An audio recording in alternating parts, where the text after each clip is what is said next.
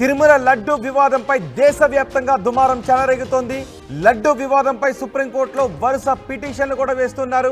తాజాగా సుప్రీంకోర్టులో పిల్ వేశారు మాజీ ఎంపీ బీజేపీ నేత సుబ్రహ్మణ్య స్వామి. తిరుమల లడ్డు విషయంలో సీఎం చంద్రబాబు చేసిన నిరాధార ఆరోపణలపై విచారణకు ఆదేశించాలి అని సుప్రీంకోర్టును కోరారు సుబ్రహ్మణ్య స్వామి.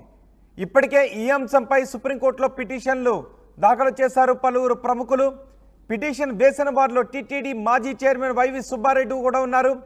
ఫుడ్ టెక్నాలజీ నిపుణులతో కూడిన కమిటీని ఏర్పాటు చేయాలి అని సుబ్బారెడ్డి డిమాండ్ చేశారు. లడ్డు అంశంలో నిజానిజాలు వెలికి తీయాలి అని ఇటు పొన్నవోలు కూడా పేర్కొన్నారు. పంది కొవ్వు 450 రూపాయల నుంచి 1400 రూపాయలు ఉంటుంది.